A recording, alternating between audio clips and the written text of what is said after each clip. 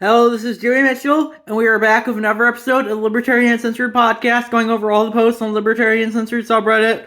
Let's get right into it. So first we have, Missouri saw motorcycle deaths rise dramatically after legislature repealed universal helmet law from stlpr.org by Zachness. And I like this comment that Slayer911 had. They said, I'm good with this. If having the wind blow through your hair is worth the added risk of death or brain damage, have at it. That said, they should be required to get enhanced insurance for riding helmetless to offset the risk required by my state. And I said in response, I would argue that required anything is not libertarian, even if it's something reasonable like required insurance. We can't let people dying be an excuse for authoritarianism, as Remy noted in the song he did for a reason back in 2017. People will die, you know. We can't just let dangerous we can't let danger be an excuse for safetyism. We can't let peaceful slavery be an excuse for dangerous freedom. And that's my thoughts on that issue. Then we have basically the video game culture war summarized, crosspost from the Political Compass meme subreddit, and I posted that one, and that's a comic about how the conservatives used to say, games are causing mass shootings, games are too sexual, games are too violent, and then the gamers were like, oh, screw that, and then the progressives came in and said, we like games, but we want to enforce all our values on them. Like we need to stop objectification of women in video games and stuff like that. And I said, the thing is, the progressives went from, isn't Jack Thompson stupid for saying that games like GTA cause mass shootings to playing as a Nazi means you are a Nazi? And I linked to the video that Extra Credits released in 2019 about pretty much saying just that. You shouldn't be normalizing Nazis because, that's not good. But, I think, if you want to, I think we need to support creative freedom. And that's definitely one of the issues that I think, is not good right now.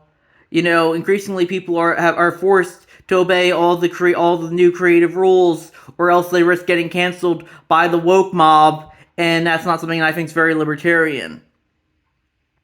And increasingly there is a government incentive to make your games woke through stuff like DEI and ESG, and I don't think that's very libertarian either. We shouldn't be providing incentives for games or any form of media to push certain ideologies, and that's what I think about that. Increasingly, we live in a world where you're not allowed to have any creative freedom. I think that's one of the big things one of the big issues that no one's talking about today is the decline of creative freedom.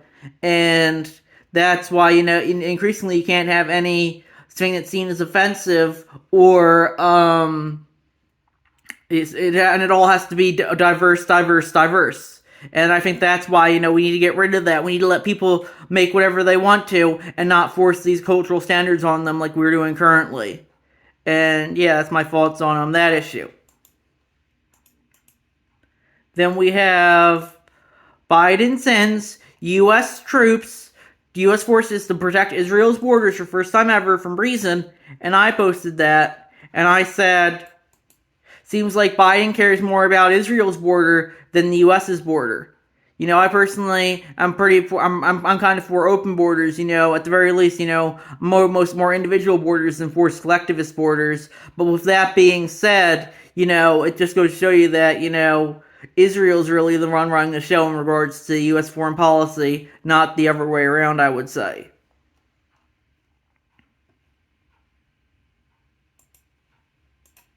Then we have mandatory DEI statements are ideological pledges of allegiance, time to abandon them from Lemon Limelight. And that's a post they shared from Randall Kennedy, writing in the Harvard Crimson. At Harvard and elsewhere, hiring for academic jobs increasingly requires so-called diversity statements. By requiring academics to profess and flaunt faith in DEI, diversity, equity, and inclusion, the proliferation of diversity statements poses a profound challenge to academic freedom. For the purpose of showcasing attractiveness to DEI, Harvard's Derek Buck Center for Teaching and Learning suggests answering questions such as, how does your research engage and advance the well-being of socially marginalized communities. Did you know how the following operate in the academy: implicit bias, different forms of privilege, settler colonialism, systemic and interpersonal racism, homophobia, heteropatriarchy, and ableism? How do you account for the power dynamics in the classroom, including your own personality and authority? How do you design course assessments with EDIB, equity, diversity, inclusion, and belonging in mind? And how have you engaged or led EDIB campus initiatives or programming? The Box Center's How to page mirrors the expectation that DEI statements will essentially constitute pledges of allegiance that enlist academics into the DEI movement by dint of soft-spoken but real coercion. If you want the job or the promotion, play ball or else. Playing ball entails affirming that the DEI bureaucracy is a good thing and asking no questions that challenge it, all the while making sure to use it one's attestations into easy-to-parody DEI lingo. Candidates for academic positions at Harvard should not be asked to support ideological commitments. Such pressure constitutes an encroachment upon the intellectual freedom that ought to be part of the enjoyment of academic life. By overreaching, by resorting to compulsion, by forcing people to toe a political line, by imposing ideological limitness tests, by incentivizing insincerity, and by creating a circular mode of discourse that is seemingly impervious to self-questioning, the current DEI regime is discrediting itself. It would be hard to overstate the degree by which academics at Harvard and beyond feel intense and growing resentment against the DEI enterprise because of features that are perhaps more evident in the demand for DEI statements. I'm a scholar on the left committed to struggles for social justice. The realities surrounding mandatory DEI statements, however, make me wince. The practice of demanding them outright ought to be abandoned, both at Harvard and beyond. And my response to that was, I would say that mandatory anything is not libertarian, whether it be DEI statements or even seatbelt laws. And that's my thoughts there, I think if a private corporation wants to do DEI, I think they should be able to, but I don't think they should be forcing it on other people. And increasingly, people are being forced to do DEI statements to keep their jobs, even if they don't want to. And that's something that I think isn't libertarian. You shouldn't be forcing people that goes against academic freedom, I think, as the article said. It's like creative freedom. Academic freedom is on the decline, because people have to spout the progressive narrative, or else they'll risk being canceled by the woke mob. And that's my thoughts on that issue. Then we have homicides are plummeting in American cities from WallStreetJournal.com by Swamp Yankee Dan. And yeah, I guess that's good, but I think it's basically, I like what Skeptical Bob says here. This is simply a return to the mean as police slowly stop their work stoppages and pandemic spikes fade. I don't think it's, American cities are still pretty much hellholes, I would say, and that's my thoughts on that issue. That's why I'm glad, I think if you want to live in the city, you should be able to, but I personally just think they're kind of just like hellholes at this point, and that's my thought on them, That's why I'm glad I live out in the suburbs, not the city. Then we have very interesting study comparing the partisan biases of media sources used by the public versus those used by Congress critters from Osif.io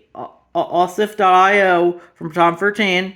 And yeah, I guess that's interesting. It looks like the study says that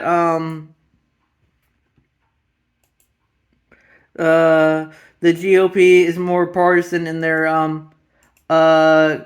media scores than dead M's. But, I think that is, I think that just might be the study's bias. It's always important to remember that all these studies might be biased in favor of an agenda, and that's my thoughts on that issue. It's like the left agrees that studies can be biased, but only if it goes against their narratives, like the Cass report. And that's my thoughts there.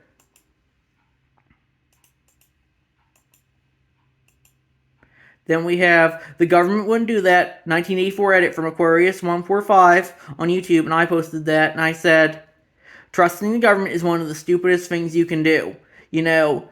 Especially since they have a legal monopoly on the use of force and can justify doing whatever they want to because of it. And that's my thoughts there.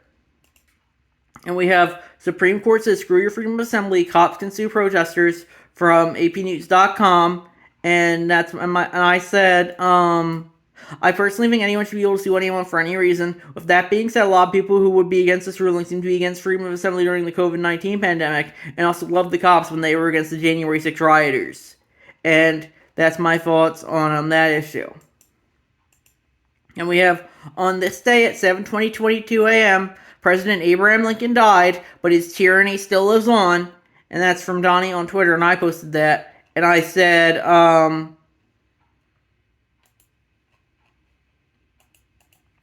Outside of ending slavery, I would argue that every other precedent that Lincoln set was a long-term negative. Ending slavery was extremely important, but otherwise Lincoln was unquestionably a tyrant who greatly contributed to the statist truth mythos that has increasingly driven the U.S. into authoritarianism. Look at the back wall of the Lincoln Memorial. In this temple, it's in the hearts of the people for whom he saved the Union. Memory of Abraham Lincoln is enshrined forever. I used to really like Lincoln. After all, we had the same birthday, but COVID made me completely reevaluate him. The authoritarianism the U.S. government justified during the Civil War almost makes the authoritarianism the U.S. government justified during COVID look like nothing. And that's my thoughts on that issue. Then we have, I hate to break it to the radical left, but walking around in your local Starbucks with a bullhorn does nothing to help the people of Gaza, from Josh Eagle on Twitter. And I posted that and I said, I have to give it to them. At the very least, they were able to get off social media and actually do something. You know, I personally think you know, these days, you know, pretty much everything's virtual signaling. And yeah, but at the very least, you know, everyone just seems to be on social media all the time and just circle jerking there rather than actually doing something in the real world. So at least they manage to do something in the real world, you know. And yeah, I definitely would agree with the statement. You know, though people don't want to just don't want protesters blocking the street or putting their bullhorn where they try to drink or doing a bullhorn where they try to drink coffee. You know, they just want to be left alone. And if you want your movement to succeed, you don't want to bully people into accepting it, because that's just going to make them more hesitant to accept it. That's what I would say. Then we have South Park raised a generation of trolls from the AV Club, and I posted that, and I said, I was just having a conversation with you / Mild Gorilla about this show and its contemporary Family Guy. I like that one a little more because it's more turn your brain off in comparison. I thought I would share this article about it here. To me, South Park was always a show that went after everybody, regardless of where they were on the political spectrum, including the seemingly otherwise untouchable left. I hate conservatives, but I really fucking hate liberals, the article quotes co-creator Matt Stone is saying. I also liked how it was offensive and not too serious regardless of the subject matter. I feel like that's something telling our media needs more of these days. Those are pretty much the two rules of life that South Park taught me. No one is above criticism of being made fun of. Try not to take everything too serious. And that's my thoughts there. And yeah, so next we have Tennessee chemtrail bill set for House Circuit described as nonsense from sourceandm.com by Clorox, and I said I would describe all government as nonsense, and that's my thought on that issue. Then we have Reddit owns the Wall Street Bets trademark because the subreddit's creator made r/Wall Street Bets on Reddit. Imagine if YouTube owned the trademarks for PewDiePie or Mr. Beast from Reddit Lives on Twitter, and I posted that, and I said, scary stuff, you know.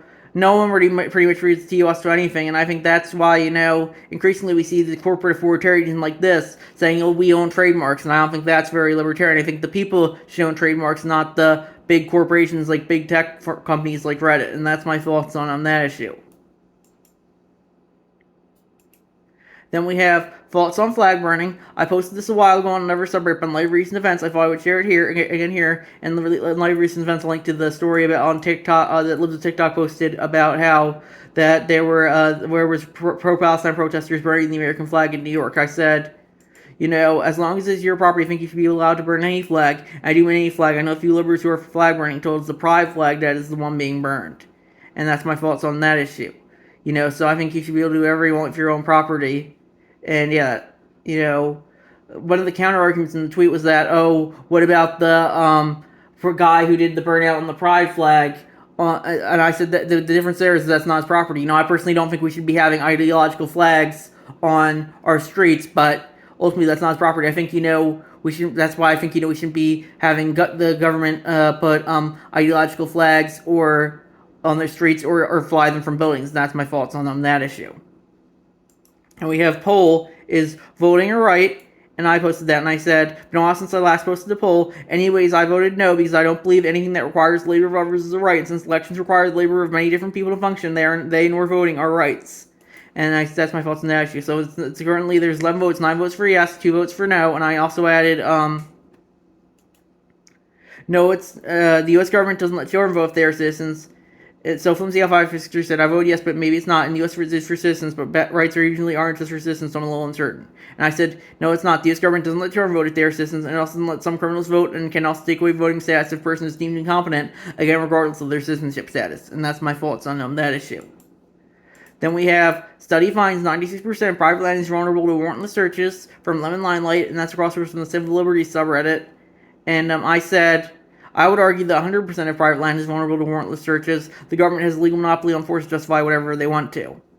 And then finally we have Biden's kill switch, the growing threat of government control of your car, from John Stossel on YouTube, and I posted that. And that was how, increasingly they might have implemented kill switch in cars to stop people from drunk driving. But, I definitely think that's not good. We can't let the government control your car, because soon they'll be able to do whatever they want with your car. And, yeah, that will only lead to more authoritarian policy. Like, soon they'll be able to control you 24/7 if they wanted to. And that's my thoughts on that issue. And I think we're, let's see if there's anything new. Let's see if and I think that's gonna wrap it up there. I'll see you guys next episode. Bye.